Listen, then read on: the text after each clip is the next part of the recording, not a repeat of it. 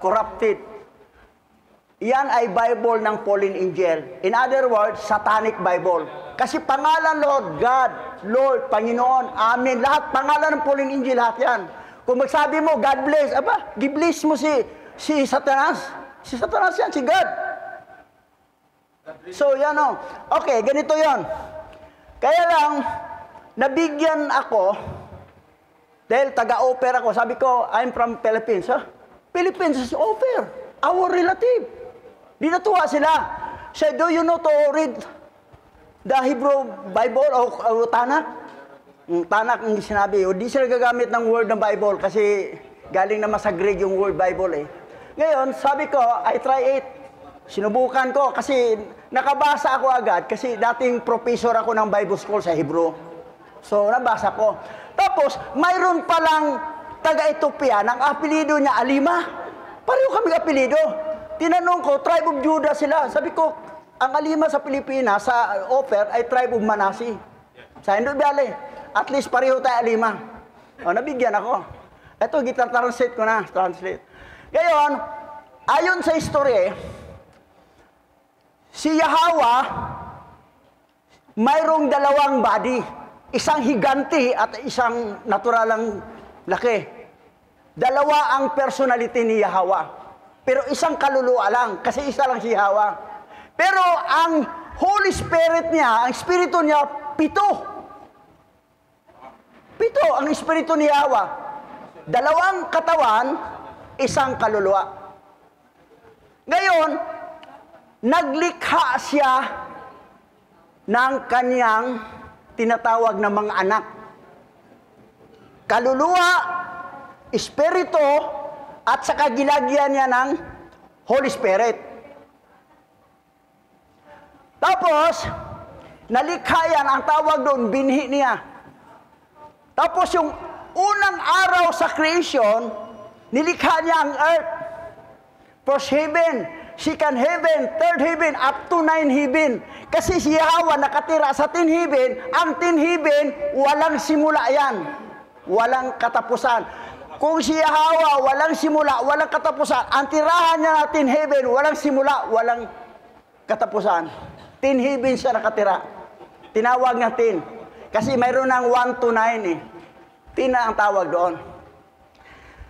Ang nakalagay doon, nilikha niya ang earth. Walang mabasa na naglikha sa mga planeta. Earth. Ngayon, mayroon tayong map ngayon. Ma-research nyo sa Google. Yung sa camera ng AI, kuhang-kuha lahat. Ang Venus pala, pati Mars, ay continent pala yan. Hindi planeta. Isang continent ang Mars at saka Venus.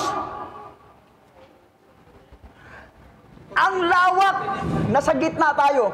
Ang liit lang natin eh. Sa ating lugar, 6 na continent tayo. Pero, ang lawak talaga. Nandoon din ang garden na primordial garden. Doon nilikha si Adan at saka si Lilith. Outside sa continent natin. Ang continent natin dito, 6 Asia, Europe, Africa, North America, South America, Australia. Yun ang continent natin sa ating area. Pero sa labas, dami. Nandoon rin ang continent ni Elon Musk. Tesla niya. Si Elon Musk, siya yun si Mastima. Na fallen angel na Satanas. Sinong anak niya? Si Esau. Ngayon, balik tayo sa paglikha ni Yahweh, sa first heaven, kompleto na, first heaven, up to 9 heaven, tapos earth. Ngayon, sa second day of creation, nilikha niya mga anghel lahat, mula sa apoy. Ang pinuno sa lahat ng anghel na archangel ay si Samael. Sa King James Version, ginawa ng Lucifer doon. Si Samael yun. Gusto niyang pantayan si Yahweh. Isip pa lang niya, alam ni Yahweh, binagsak siya sa lupa. Niling lang ni Alisa nagtanim siya ng tree of knowledge good and evil. Si Samael po ang nagtanim. Nasa King James Version, Lucifer ang pangalan niya. Ngayon, diretso tayo sa pang-anim na araw. Nilikha si Adan at si Lilith. Nilikha niya ang tao, babaeng lalaki mula sa alabok. Hindi yun si Iba. Kasi Iba, tadyang na galing ni Adan. Si Lilith po yun. Hindi sila magkasundo ni Adan at saka ni Lilith. Ayaw ni Lilith ang mapailalim siya. Gusto niya sa taas siya. Dahil pareho lang daw sila galing sa alabok. Yung maglabing-labing sila, ngayon, lahat pwede nung magsalitan, ipailalim pataas. Doon si Adan ayaw. Hindi ko pwede pailalim. Ako sa taas, ikaw ilalim. Hindi magkasundo, nahiwalay. Di-asawa ni Samael. Ngayon, si Samael nga, asawa ni Lilith, sinundo pa nga ng 5 anghel, pabalikin. Para pabalik kay Adan. Ayaw na ni Lilith. Sinumpa, naging demonya si Lilith. At nanganak si Lilith ng 100 demons every day. Anak nila ni Samael. Yung demons na yan, spirit lang yan. Pero magkaroon ng kaluluwa yan sa bawat lahat ng taong nagbe-birthday. May kaluluwa na ang mga demonyo. At doon sila nakatira sa continent nila. Yun ang kasama ni Mastima ngayon. Ni Elon Musk. May physical body na sila. May kaluluwa na eh. Ganon katindi. Sige, birthday pa more kayo. Nagbibigay kayo ng kaluluwa ng mga... Ang ganito na lang gawin eh. Paghalimbawa, parang karawan mo yan, happy special day na lang. Happy special day, happy special day. Bunga-bungang pagkain. Walang cake. Kasi ang cake, doon yan, alay yan sa isang fallen angel. So, ganon lang. Ngayon, nangyari, nalungkot si Adan, sabi ni Abay Hawa, hindi pwede mag-isa lang tao. Tulog si Adan, kinuha ang tadyang, yun si Iba.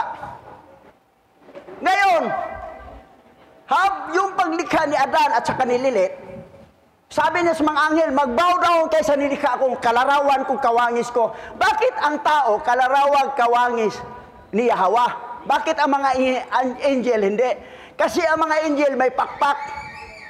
Ang tao walang pakpak. Ang larawan ni Yahweh para katulad sa atin. Pero kaya lang angel may power, pag bumaba sila sa lupa, maging rigorous sila, mawala ang pakpak nila. At magkaroon sila ng gender. Ang angel walang gender yan eh. Pero pag bumaba sila, pwede sila magka-gender ang mga anghel. Na pwede siya maglalaki sa isang buwan, sa sunod buwan, maging babae naman siya. Tapos, sipingan yung mga lalaking, mga babae. Di pa siya nagsawa, sipingan yung mga hayop. That's why mayroong mga tikbalang. Anak ng mga fallen angel yan. Ngayon nangyari, doon na si Iba. Kumain si Iba sa tree of knowledge yun and evil na tinanim ni Samael. Napalaya sila sa Garden of Eden. I-shortcut lang natin, napalaya sila. Ito naman si Gadriel, Pinimoy, Kasadya, Jikon, Asbel. 5 angel yun yung harang kay angel na ayaw mag-bow down kay Adan. Binagsak sa lupa, naging fallen angel, Satanas. Itong 4, nakakulong yun sa ilog Euphrates. Asbel, Pinimoy, Kasadya, Jikon. Si Gadriel, nilaglag sa butong lispit. Pero si Gadriel, ang pumasok sa ahas, naglinglang kay Iba. Linglang lang para kainin lang yung tree of knowledge yun ng evil. Alam mo ba ano yon? Lumboy. Lumboy yun. Hindi yun bansanas. Hindi rin lansones. Lumboy. Ngayon nangyari, yung napalaya sila, galing sa continent na ibang lugar, nalipat sila sa continent natin. Sa continent natin dito na maraming mga lungib. Saan ba ang maraming lungib dito sa continent natin? Bicol? Palawan? Doon sila. Quezon. Bicol? Quezon. Dito? Quezon. O dito sila. Si Adan at saka si Iba. Ngayon, ang ginawa naman ni Gadriel, nag-anyo siyang babae. Siya si Bilyar. Hindi si Manny ha? Hindi si ano? Si Bilyar, dalawang pangalan, Bilyar o Bilyal. Nag-anyo siya, si Gadriel yun. Sabi niya, Adan, dapat dumami kayo. magkaroon ka ng anak, sipingan mo ang asawa mo. Sabi niya, hindi ko marunong eh. How to do it? Sabi na, manood ka. Itong gagawin ko ha. Gayahin mo to. Aba, naglagay siya ng binhi. Lumabas si Cain. At may kambal si Cain, si Lulua. Anak yan ni Gadriel o ni Bilial. Si Cain at saka si Lulua, magkambal, yun rin ang asawa ni Cain, si Lulua. Wala yan sa 66 book. Maluko yung Bible ng 66 book. Talagang binawasan nilang gusto. Nanganak si Iba kay Adan, si ano na, si Abel at saka si Aklia, kambal din. Kaya lang, to make the long story short, namatay si Abel. Si Aklia na natira. Nanganak sila uli ni Seth. Yun ang asawa ni Seth, si Aklia. At dumami. Pagdami doon, balik tayo sa Earth, ha? Nabanggit ko na pala yung planet na tinawag sa nasa planet na Venus saka Mars. Hindi yun planet, continent yan sa Earth natin. Okay, doon na tayo. Ang apo sa tuhod ni Cain ay si Lamech. At si Lamech may dalawang anak. Yung isa si Naama, nga naging asawa ni Noah. Tapos, si Enoch na mga na-rapture, ang anak na si Matusalim na panganay, may kapatid siyang bunso nga si Imsara, nga naging asawa ni Noah. Dalawa asawa ni Noah, Naama at saka si Imsara. Noah. Ngayon, si Imsara, anak nila ni Noah ay si Shem. Tapos, anak ni Naama, kay Simyasa, na fallen angel binagsa, si Japet. Si Japet, hindi anak ni Noah yan. Anak yan ni Simyasa na fallen angel. Tingnan mo mga mukha nila, mga bluish ang mata. Pero sa 66 book, akala mo si Japet, anak ni Noah? No. Pinagluluko lang tao dyan. Ngayon, si Noah at saka si Naama, may anak sila. Si Shem, si Ham. Kaya lang problema, yung nalasing si Noah, hindi na gumana kasi nung panahon kasi walang Viagra, matanda na. Itong si Naama kasi, sa Bisaya pa, bigatlon. Bigatlon. Ang anak ng si Ham, nagpasiping siya, anak nila si Kanaan. Ang tatay ni Kanaan, si Ham, ang nanay niya, lula niya. Ganon katindi, wala yan sa 66 book. Ngayon, nalaman ni Noah, yung nalasing siya, dahil napabayaan siya, dahil wala pa kasing Renote noong panahon na yun o Viagra o ano pa, yung Robust, wala. Nangyari, nalaman ni Noah, sinumpa niya si Ham. Naging itim si Ham. Hindi naman itim si Ham sa original Puti si Ham. Pero naitim na si Ham. Yung mga African, di ba itim? Sumpayan. No. Yan nangyari. Ngayon, ito si Shem, ang anak niya, Sheila, Heber, Arpaksad. Arpaksad. Arpaksad. Tapos Heber. Sala. Sheila o Sala. Pero yung Sala, Sheila. Pwede rin Sheila tawagin, pwede rin Sala. Hindi yung Sala na may salasit, ha? Sala. Sheila. Alpaksad. Si Shem. Ang original lingwahe, pati sa langit, Hebrew. Ang original lingwahe. Pagbagsak ng Tower of Babel, dumaming lingwahe. Ang isa na lang nagkasalita ng original, si Heber. That's why, Iberio naging Heber. Yan. Siya lang. Si Heber may dalawang anak. Si Pilig at saka si Joktan. Si Pilig, ang lingwahe nila ay yung Aramyan. Mga Aramyo, mga Aramaic. Si Pilig yan. Yung pinakaapo niya, si Abraham. Ito naman si Joktan, ang salita nila, Astorician. Astorician. So, si Joktan, 13 anak niya. Si Joktan kasi, tinawag siya Joktan, maliit na mama. Itim, kulot ang buhok. Yung apo niya, yung mga aita. Mga aita. Si apo ni Joktan niya, si Joktan, ang napunta dito, ano lang, tatlong kapatid, si Oper, Habila, at saka si Shiba. Ang tatlong anak niya napunta dito sa lugar na ito. Ngayon, napangalanan talaga to, bansang Ophir. Ophirian nation. Si Shiba doon nakapwisto sa ano yan eh. Sa Visayas, Shiba, Shibo. Ngayon Shibo. Tapos dito naman sa Mindanao, si Habila. Dito sa Luzon, si Ophir. Pero dahil si Ophir ang medyo matanda, lahat naging Ophirian nation ang bansa nito. Ngayon, nangyari, eto si Ophir. Nagkaanak. Ito, iba dito, mga lahi ng mga Ophirian. Ang mga lahi ng Ophirian, tatanggap yan kay Yahweh. Kasi Shemite ang pinanggalingan. Pero, ang tawag nila, Hebrew-Hintil. Bakit Hebrew-Hintil? Kasi Hebrew si Shem, o si Heber eh. Bagamat yung anak niya, pati siya, hindi na Hebrew ang salita, that's why Hebrew-Hintil. Yun nangyari. Ito naman si Queen Sheba, umanga sa, narinig niya, namaritis niya yung nangyari kay King Solomon sa Israel. Pumunta siya. Aba, naanakan siya. Ni Minilik. Naanakan siya. Mahiya naman siya bumalik dito. Dalhin yung anak niya. Sabi niya, Solomon, bahala ka na dyan sa anak natin. Dinala ni Solomon sa Africa. At sa Africa, si King Minilik, siya ang founder, emperor ng Ethiopian nation.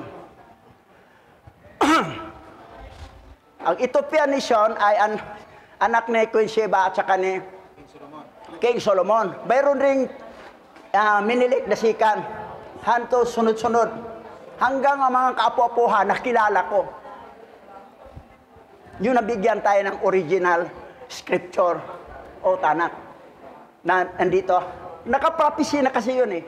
Bakit dito sa ating lugar nabigay? Kasi yung panahon ni Yahweh, ang 3 tribo kasi na tinatawag silang mga Hudyo. 3 tribo ha, Benjamin, Levi, Judah. Silang 3 ay Kingdom of Judah. Divided kingdom. Ang isa naman Kingdom of Israel, yung 10 tribo. Sila ang unang lumayas, pinalayas, lumusob ang Assyrian Empire noong 721 BC. Nag-scattered sa 4 na sulok ang 10 tribe. At ang napunta dito, 4 na tribo ang dito. Anong tribo napunta rito? Manase. Pangalawa, Naphtali, Zebulon, at Aser. Yun lang ang tribo na remnant Hebrew Israelite dito. Magkasama-sama sa mga Ophirian tribe. Yan ang story dito. Ngayon, ako, nalaman ko na Manase ako kasi ang grandlolo ko, Maranao. Ang grandlola ko, Cebuana. Ang sa tatay talaga masunod. Ang Maranao, ang kanilang sayaw kasi ay singkil dance. Na sa ibang liwahe dito, tinikling dance. Yun ang sayaw ng Manase. Therefore, Manase ako. Hindi ako Judah, na katulad sa Alima do sa Ethiopia. Ang Aser naman, mahilig sa dagat yan, sa tabing ilog. Aser yung tribe of Aser. Magkamag-anak ang Subano at saka Tagalog. Magkamag-anak yung Tagalog, Taga-Ilog, Subano, Taga-Suba. Suba, Ilog yan. Magkamag-anak din sila. That's why kamag-anak ng Tagalog, Subano. Ang Naphtali naman, part of Mindanao. Si Naphtali magaling, mabilis tumakbo. Sa Mindanao, marami ang Naphtali. Ang Zebulon sa Cebu. Mahilig siya munang gumawa ng bangkay. Si Zebulon. 4 lang na tribo. Walang Levi dito. Ang Levi nasa India. Nasa Amerika. Nasa ibang bansa. Membro ako ng International GC ng Remnant Hebrew Israelite eh. Dalawa lang kami dito sa Pilipinas na gimember. Kaya lang, natigok yung isa. Ako na lang natira, ang Pilipino, na operyan, na membro ng International GC. Pero, humihingi sila ng translation sa akin kasi ginamit lang King James 1611, 80 books. Nandoon pa rin yung God, Lord, ganon. Sabi ko, don't use that name, that is the Pauline angel. Sabi na, pero wala kami kasi, bigyan mo kami. Wala akong translate ako. Translate ko kay Supremo Bigets, translate ko doon. Talagang, lagari ang Ngayon, si Primo kasi nagpinansa pagbayad sa Google yung Google Translator, 2,000. Ang anak ko, magpadala ngayon 30 tithes niya. Yun na lang ko sa translation, Merkules. Magkaroon ng ang translation sa Google. 2,000 yun, ko lang yun. Iambag ko na lang yun doon. Automatic nandiyan na sa'yo, ambag ko na lang yun para mabuo yung 800,000. Sige po. Di ba po, kay Yahawa siya ang anak, parang Abayawa ang ama. Saan po ang kalalagyan pagdating sa langit? Nasaan po ba ang Yahawa siya? Wala na, Yahawa na lang lahat on. Si Yahawa siya lang dito sa lupa. Dahil ang siya kasi Savior, si Yahawa ang tagapaligtas, si Yahawa siya. Pero pagbalik niya balik siya sa second person siya ni Yahawa. Siya yung natural lang laki. Galing siya sa katawan niya. Ha? Galing po siya sa katawan niya. Tayo? Hindi po si Yahawa siya. Si Yahweh siya ay galing din sa kanya. Sa kanya. Ganito, sa simula, nandyan na talagang dalawang body. Walang pinanggalingan. Huwag kayo maniwala sa translation ng kalukuhan ng mga 66 book. Mali yan, ginugulo yan. Yan ang major teaching ni Soriano, Eli Soriano. Hindi yan. Si Yahawa, isang kaluluwa, dalawang personality. Ang personality niya, walang simula at walang katapusan. Si Big, si Higante, at saka si natural ang laki. Si Higante, maliit pa si King Kong. Super laki ni Yahawa Higante. Si Yahawa nga, natural lang, malaki lang kunti sa atin. Walang simula din yan.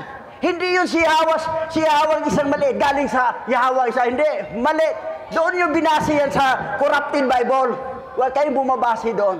Pero nandun po siya sa langit. Dahil sinabi ni Yahawa kay Adan, umiyak sa Adan yung nalayas na sa Garden of Eden. Pwede ba kami makabalik? Yung kausap niya yung Yahawang maliit lang. Hindi yung higante. Sabi niya, makabalik kayo sa Garden of Eden. Kapag ako'y magkatawang tao, mag-seed ng blood sa Golgotha para kayo matubos sa inyong kasalanan. Hindi lang sa iyo, pati sa iyong lahi. Sino ang sabi? Si Yahawa. Nagkatawang tao, Yahawa siya. Yun, yung anak. Pagbalik, dasikan kami o Yahawa siya. Hindi na Yahawa siya pagbalik. Yahawa na siya. Sasikan kami sa rapture, Yahawa ang babalik, hindi Yahawa siya. Yahawa siya lang dito bilang physical body para mag-shed ng blood sa katubusan. Ang hindi maniwala sa blood niya, impierno, mga anak sila ng fallen angel. Gamit sila Yahawa, hindi na sila maniwalag. Water baptism, Yahawa lang, anti-Yahawa siya sila. Mga anak ng fallen angel yan. Pinamunuan ni Punong Kahan, Sinin. Go to Lake of Fire yan. Klaro, ipasok natin sa YouTube channel yan. Pati yung ninong ko, na si Leon Kilat, yung nagbautismo sa akin, ay maniwala. Daso magpabautismo na ko dito, 3 lubog. Hindi ko nakairi yung bautismo ng ninong ko. Isang ninong ko, ito si Dr. Tamayo. Ninong ko rin yan. Okay, yun ang nangyari. So dito sa bansa natin, sa offer yan, kasi sabi ni Yahawa, ibibigay niya sa bansang nagkabubunga. Ito yung offer, the kingdom of offer. Nandito ang remnant Hebrew Israelite at saka mga Operian tribe, ang mamumuno Operian tribe. Yaman!